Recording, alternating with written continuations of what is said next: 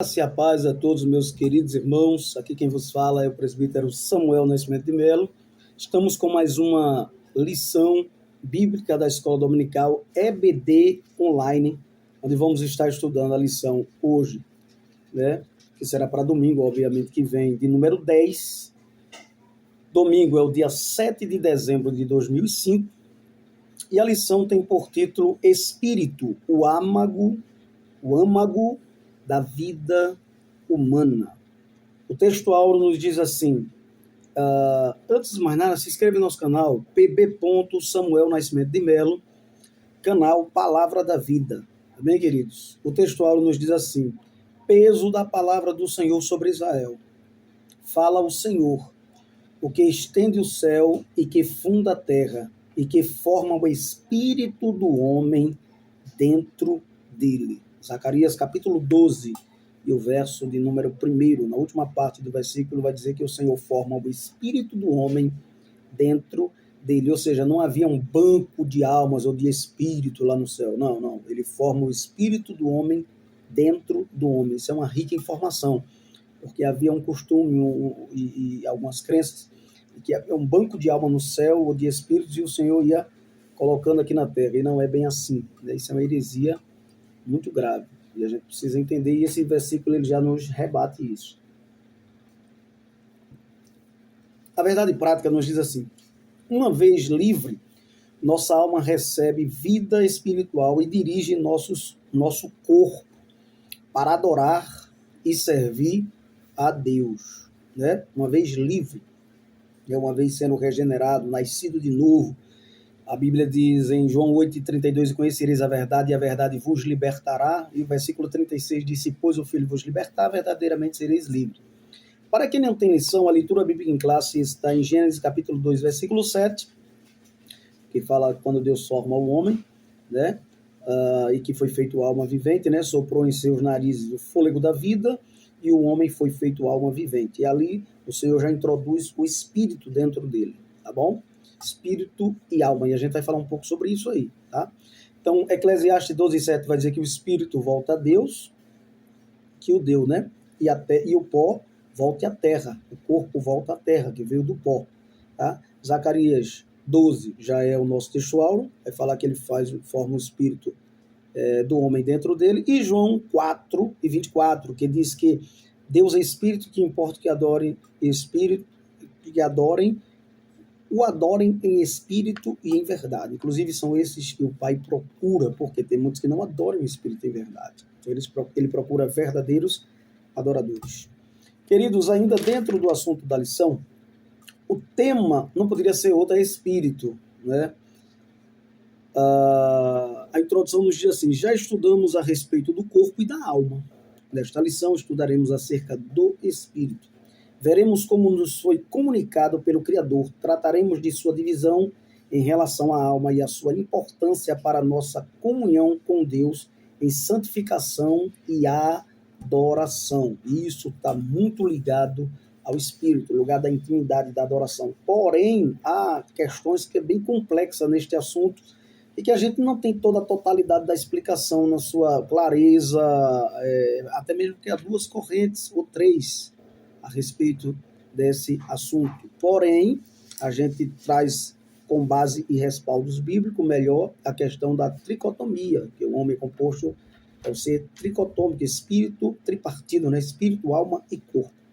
E hoje vamos estar trabalhando mais a questão do espírito, que dentro dessa característica de alma e espírito, ela vai estar mais ligada a uma questão funcional do que um todo.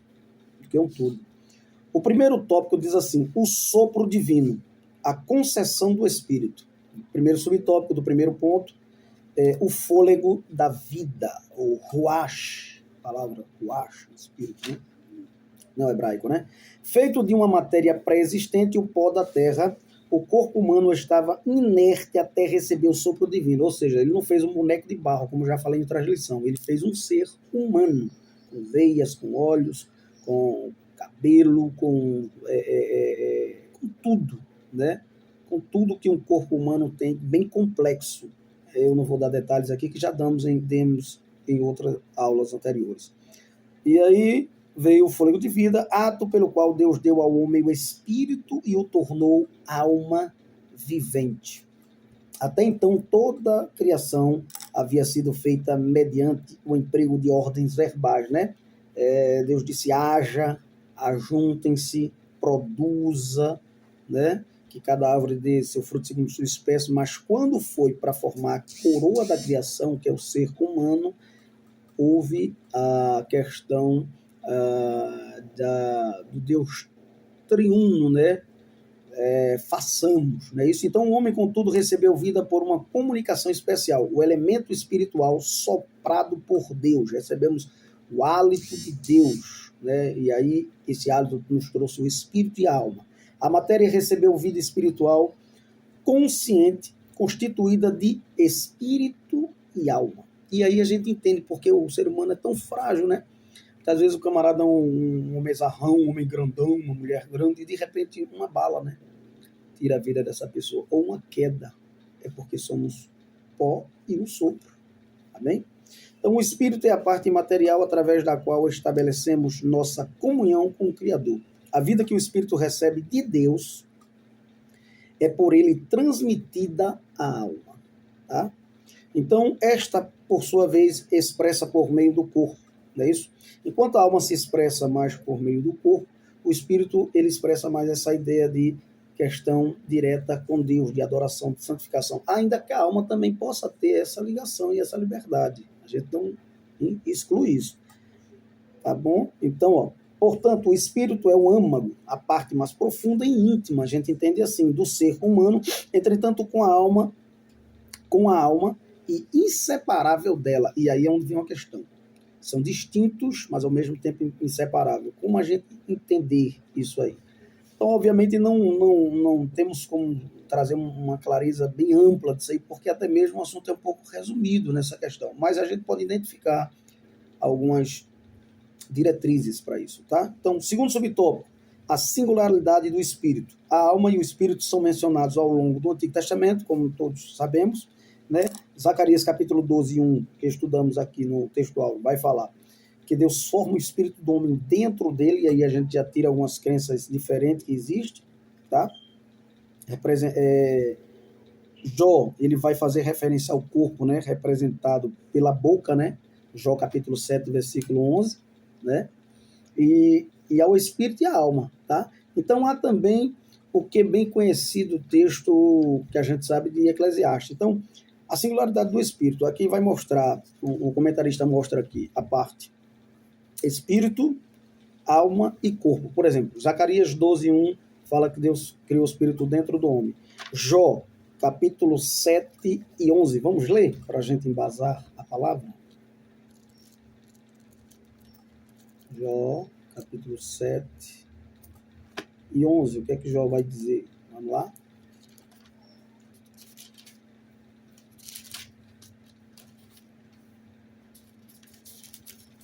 Jó 7 e 11. Ele vai dizer assim: por isso não reprimirei a minha boca, falarei na angústia do meu espírito, queixar-me-ei na amargura da minha alma. Boca, ele fala se referindo à matéria, espírito, essa parte íntima, essa parte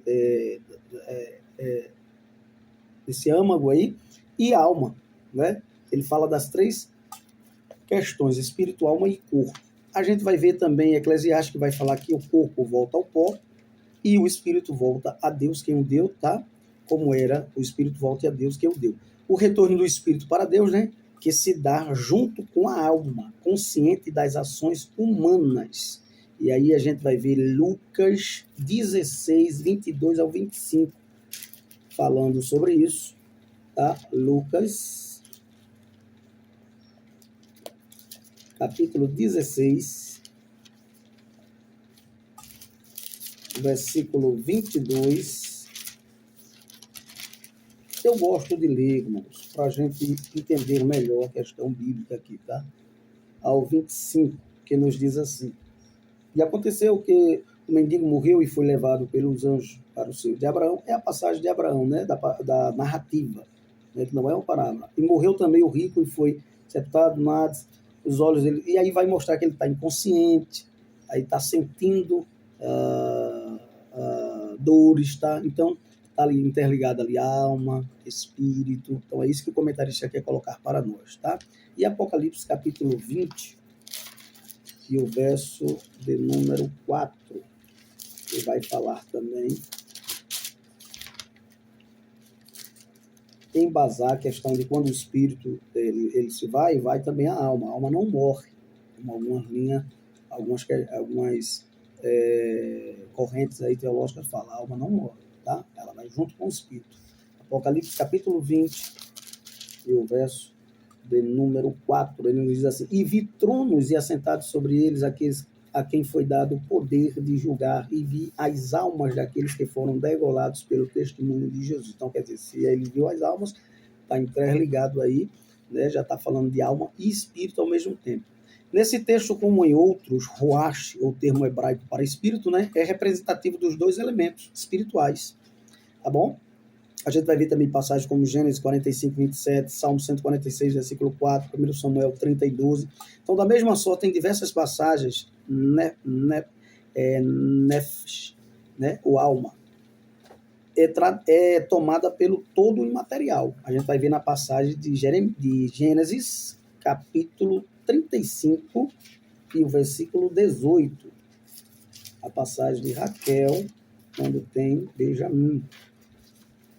Gênesis 35 e o verso 18, que diz: e aconteceu que, saindo-lhe a alma, porque morreu, o texto deixa bem claro, chamou o seu nome Benoni, mas seu pai o chamou de Benjamim. Então, agora acontece com Raquel. Você vai ver aqui, nesse texto aqui, ele já não fala do espírito, fala da alma, como o espírito e a alma como um todo. Por isso que é difícil, né? Mas existe outros que vai dar o detalhe. E aí a gente tem essas informações. Por exemplo, já em Eclesiastes vai falar que o espírito volta a Deus. Jesus na cruz vai dizer: Pai, nas tuas mãos entregue o meu espírito. Estevão lá nas últimas horas diz: o Senhor Jesus receba meu espírito, né?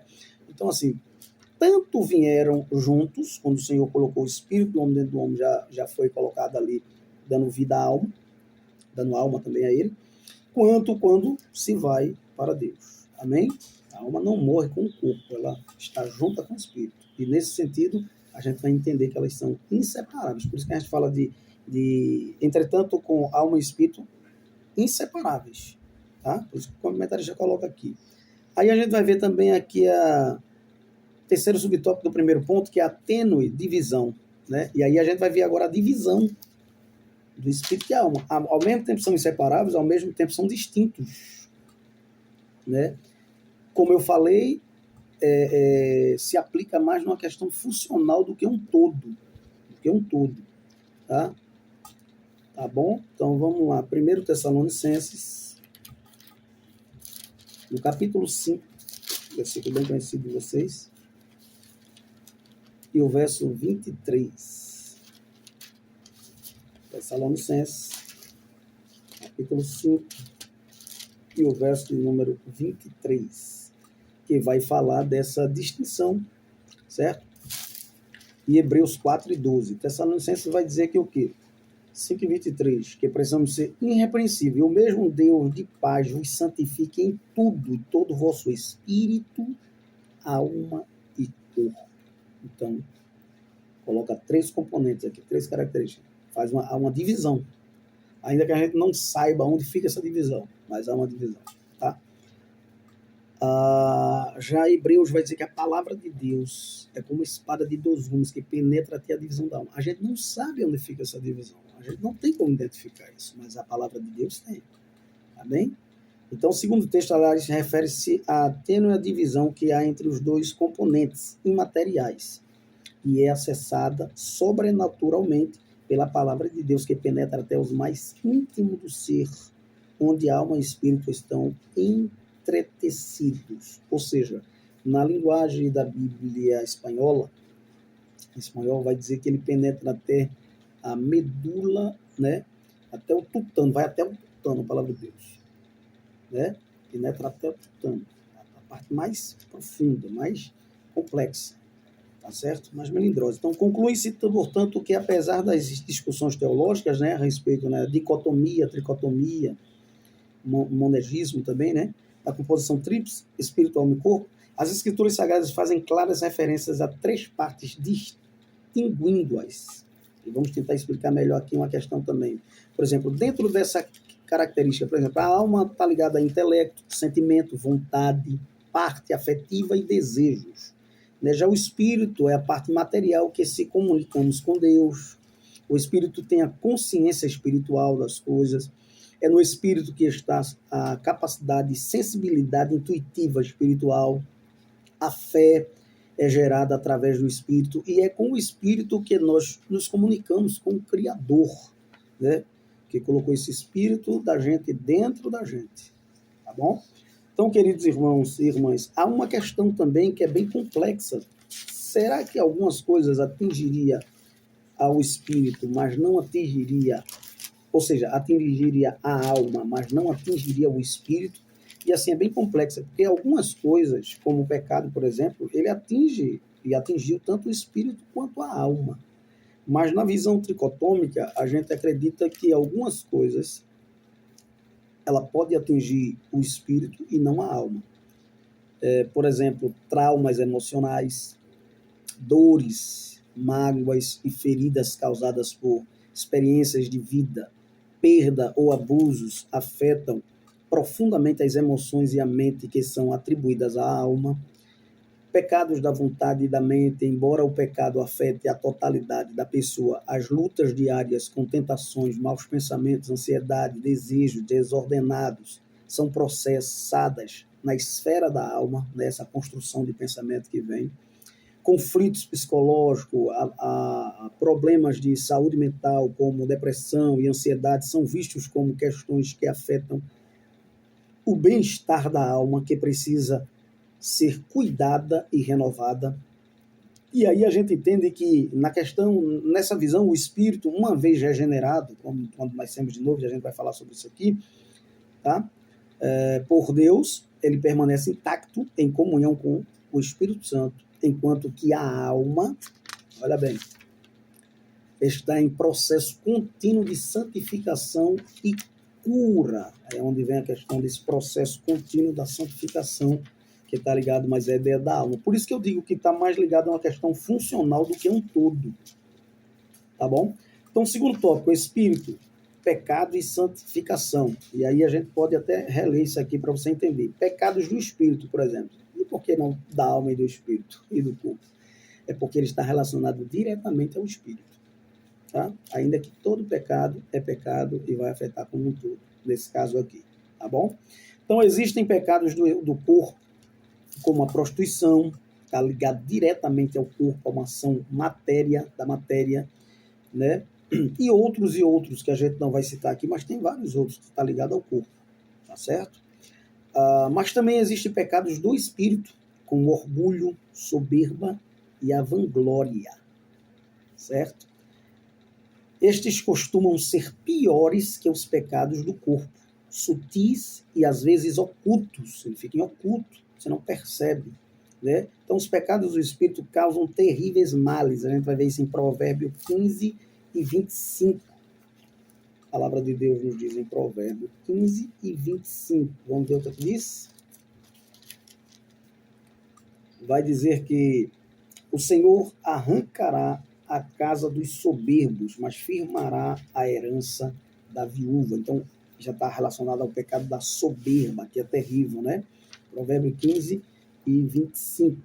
Provérbio também 16 e 18 vai nos dizer: a soberba precede a ruína e a altivez do espírito precede a queda. Então é preciso ter cuidado com esses pecados como soberba, vanglória, arrogância e a inveja. São pecados do espírito. Certas expressões pecaminosas da alma e do corpo, como iras, disputas e maledicência, né? Geralmente são reflexos de pecados do espírito, certo? Tiago 3 e 13 ao 16 vai falar sobre isso. Neemias 4, 1 ao 8 também vai falar. Em alguns casos não é difícil percebê-los, Sanbalate, Tobias, né? E seus asseclais, certo? Não contiveram sua soberba e inveja, mas Neemias permaneceu firme, né? Redobrando a vigilância e a oração diante das capciosas e sistemáticas oposições que se levantou contra eles, né? Precisamos ter prudência, irmãos, e resiliência, sermos resistentes, tá? Dar a volta por cima e sem nos abalar dessas situações que nos sobrevêm, porque são diversas que acontecem, semelhante ao que aconteceu com a construção lá dos muros de Jerusalém, né? Neemias. Então, ó, segundo subtópico, raízes do pecado. 1 Tessalonicenses 5:23, como já falei, Paulo trata do processo de santificação que deve atingir o ser humano por inteiro. Então, com base nisso aqui, a gente vai observar que tem pecados que é do espírito, tem pecados que é da alma e tem pecados que é do corpo. Por isso que o Deus de paz nos santifica em tudo, espírito, alma e corpo. E não é por acaso que está nessa ordem. É interessante que quando o ser humano foi criado, primeiro Deus fez o ser humano, depois colocou nele alma e espírito. Já aqui, Paulo vai falar de primeiro começa de dentro, a regeneração para fora. Né? A vida começou de fora para dentro, né? A vida humana, natural, mas a vida espiritual começa de dentro para fora, um novo homem, precisamos nascer de novo. E aí vai ter essa luta desse espírito contra a carne. Então, veja bem, o ato de criação, Deus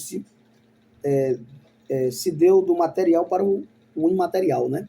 Do material para o imaterial, enquanto que o ato espiritual se dá do lado espiritual, tá? Para o material.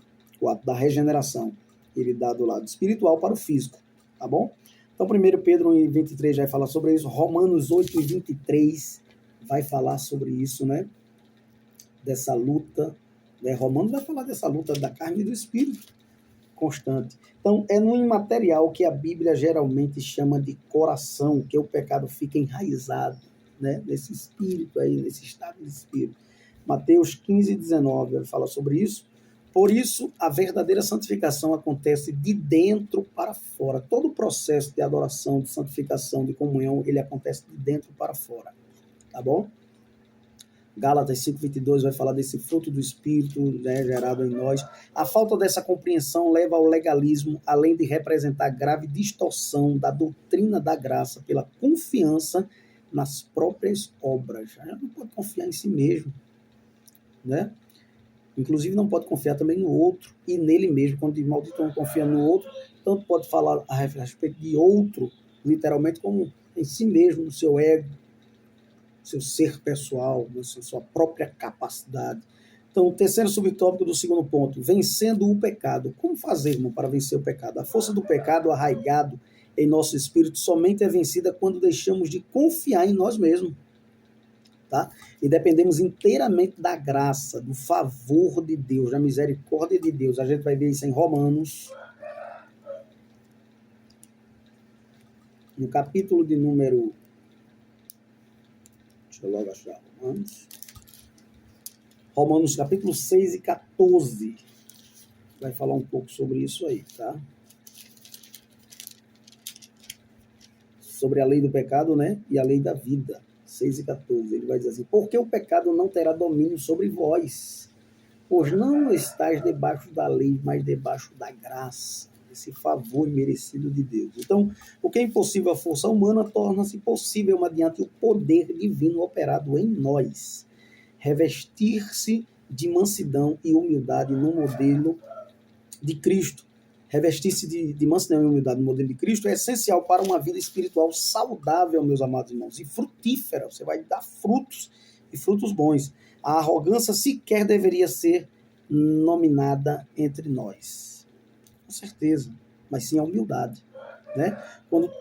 Quando contendas, inclusive públicas, são feitas em nome de Cristo, é porque ainda não compreendemos o que é o verdadeiro cristianismo. O verdadeiro cristão, ele não vive em contenda, né? Em arrogância, em discussões públicas. Então, purifiquemo-nos de todos os pecados, inclusive do Espírito, pecados do Espírito, pelos meios da graça, aperfeiçoando a santificação no temor do Senhor. É difícil a gente separar essa questão de Espírito e alma, mas como estudamos nas lições anteriores sobre a emoção e sentimentos, eu queria fazer uma comparação aqui, por exemplo, ligado a essa ideia, como se a emoção ela está mais ligada à ideia aqui da da alma, enquanto que o sentimento, a gente pode fazer uma comparação com o espírito, que é uma coisa mais permanente, né? Mais sólido, enquanto que a emoção é uma coisa de repente, né? De impulso. Então é muito levado por essa questão aí. E a gente pode fazer essa comparação, não é tão simples assim, né? Mas eu creio que os irmãos estão entendendo um pouco o que queremos passar para eles. Então, o terceiro tópico já nos fala sobre a regeneração e adoração. O novo nascimento, né? A vitória sobre o pecado começa necessariamente com a experiência espiritual. Como é que eu vou vencer o pecado? Sendo liberto pelo poder do nome de Jesus, nascendo de novo da água e do Espírito pela regeneração da palavra de Deus, né? Então Jesus vai falar isso para Nicodemos: quem não nascer da água e do Espírito não pode ver o reino do céu. Mas quando a gente nasce de novo, então esse novo homem agora, junto com o nosso espírito, vai lutar contra a carne. Por isso que Jesus diz: a carne é fraca, está ligada à alma pecaminosa, mas o espírito é forte, que está ligado a Deus, a comunhão, a adoração e a santidade. Então isso era incompreensível para Nicodemos e seu padrão religioso. Nicodemos vem com toda a religiosidade ali para Jesus, assim como é para os que desejam mostrar aparência de piedade, né, sem terem experimentado o sobrenatural processo de regeneração ou o novo nascimento. Não é isso? 2 Timóteo 3:5 vai falar sobre isso. Com o espírito altivo resistem à verdade e negam a inerrância e infabilidade da palavra de Deus, considerando suas mensagens ultrapassadas, né? Interpretam as escrituras conforme seus desejos estabelecidos, né? Não, e aí o comentário vai dizer: não podemos ter comunhão com esse tipo de pessoa. Que comunhão tem a luz com as trevas, né? Então fica difícil. Já o segundo subtópico do terceiro ponto nos diz: em espírito e em verdade. A compreensão da imprescindível obra do novo nascimento, operada em nosso interior, é fundamental também para uma vida correta e de adoração. Assim, como Nicodemos e a mulher samaritana expressou um entendimento religioso limitado, por isso que Jesus disse: vocês adoram o que não sabem, nós adoramos o que sabemos. Apontou um lugar para adorar. Jesus disse: os verdadeiros adoradores não está ligado a um lugar, está ligado ao Espírito, certo? Ao Espírito verdadeiro, ao verdadeiro adorador, e não ao lugar geograficamente falando. Uma vida espiritual sadia não se fundamenta em misticismo, mas em uma comunhão com Deus, segundo as próprias Escrituras. Terceiro subtópico: um espírito quebrantado. O Senhor não rejeita um espírito quebrantado. O pentecostalismo clássico sempre foi despido de crenças e práticas alheias às Escrituras, buscando sempre refletir o autêntico cristianismo, certo? Bíblico, como Jesus ensinou a samaritana. Deus é espírito, e importa que os que o adorem em espírito e em verdade. Tá? Então, a verdadeira e pura adoração nasce de um espírito quebrantado em simplicidade, sem pretensão de louvor ou glória humana. Aqui ainda eu queria falar a respeito da imagem moral, né? A imagem moral de Deus nos seres humanos. Deus, ele fez ao homem reto, né? Perfeito, até mesmo os pagãos, né? Perdão, que não possuem conhecimento da lei escrita de Deus, conservam uma lei moral escrita por ele em seus corações. Deus fez o homem mais semelhante. Deus fez puro, perfeito. Essa imagem de semelhança não foi totalmente perdida, mas foi manchada, certo? E quando nascemos de novo, ela é restaurada. E aí vem essa luta do espírito contra a carne, da carne contra o espírito. É por isso que na visão tricotômica, nessa visão, o espírito, uma vez regenerado por Deus, permanece intacto e em comunhão com o Espírito Santo, enquanto que a alma está em processo contínuo de santificação e cura. Amém? Até chegarmos à questão final da santificação, que é o processo já da glorificação do corpo. Então, que Deus nos abençoe, que Deus nos ajude, tenha uma boa aula. Esse assunto não é tão simples, porém, a gente tentou aqui passar da melhor maneira possível para os irmãos. Que Deus abençoe. Faça perguntas aos seus alunos, converse entre si, porque boas perguntas vai trazer boas respostas, né, e boas reflexões sobre o tema do assunto. A próxima lição que vamos estudar, deixa eu ver aqui, irmãos, já é a lição de número 11. Ela tem por título O Espírito Humano e as Disciplinas Cristãs, certo? É a próxima lição que vamos estudar. E lembre-se, só entre algum recinto se Cristo entrar com você e só converse algo se ele puder participar. O importante é que eu diminua e que ele cresça. Pai, te louvamos por esse momento oportuno, nos dá uma boa aula, abre a mente de cada aluno e de cada professor, em nome de Jesus. Que a graça do nosso Senhor e Salvador Jesus Cristo, o amor de Deus e a comunhão do Espírito Santo permaneça com todos agora e sempre. Amém. Se inscreva no nosso canal, pb.samuel Nascimento de Melo, canal Palavra da Vida. E até a próxima.